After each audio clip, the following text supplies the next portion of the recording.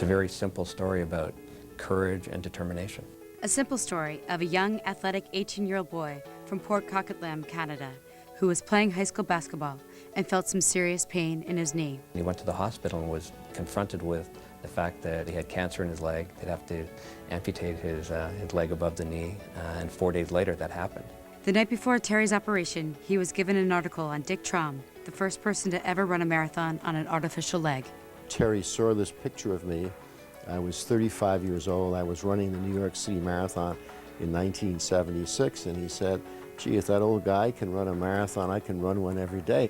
It was a thought that hadn't occurred to an 18-year-old kid who'd just been told that he had cancer. And I think anybody who's battling disease needs to know that there's something on the other side, because you have to keep going. On the other side of his treatment, Terry dreamed the unimaginable. He started his Marathon of Hope, planning to run a marathon distance a day, 26.2 miles, across Canada, hoping to raise $1 from every Canadian for cancer research. Instead of just quitting and giving up, he decided that, you know what, I'm going to try to help people who have cancer and raise money for cancer research. He had this problem, and he was going to fight it. And he went ahead and he fought cancer more than anyone in the history of the world has ever done. It started off with this kid putting his artificial leg in the Atlantic Ocean, and then he started his trek. As he limped and hopped his way across Canada, you get the odd story from time to time, but it really didn't begin to galvanize for a couple of months, and then people realized he's serious. He's actually going to try and do this or die trying. He really had moved into our consciousness. He had become an icon in his own time and represented something novel. He represented change, and he represented passion. After 143 days and 3,339 miles, Terry felt pain in his chest near Thunder Bay, Ontario. He was forced to stop his run. I've got cancer in my lungs, and we got to go home and try and do some more treatment. But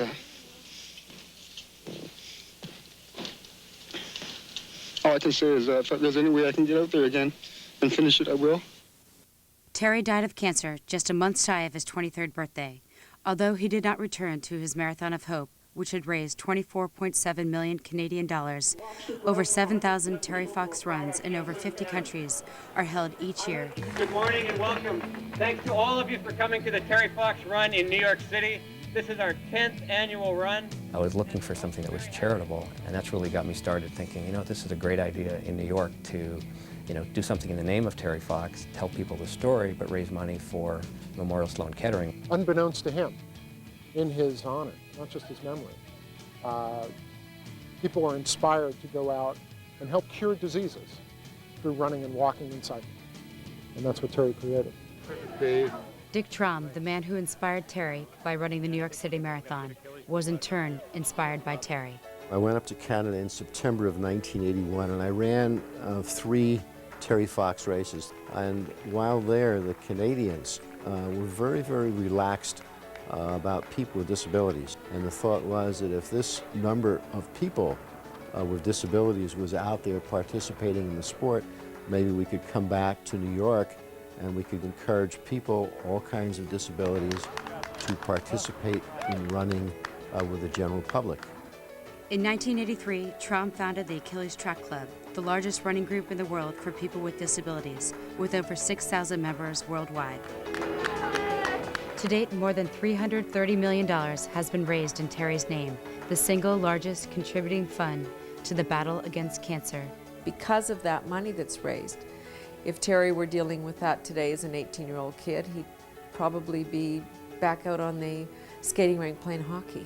It's a sad, but it's a lovely irony, because he's the living example of that's where we were 20 years ago, and because of him, that's where we are today.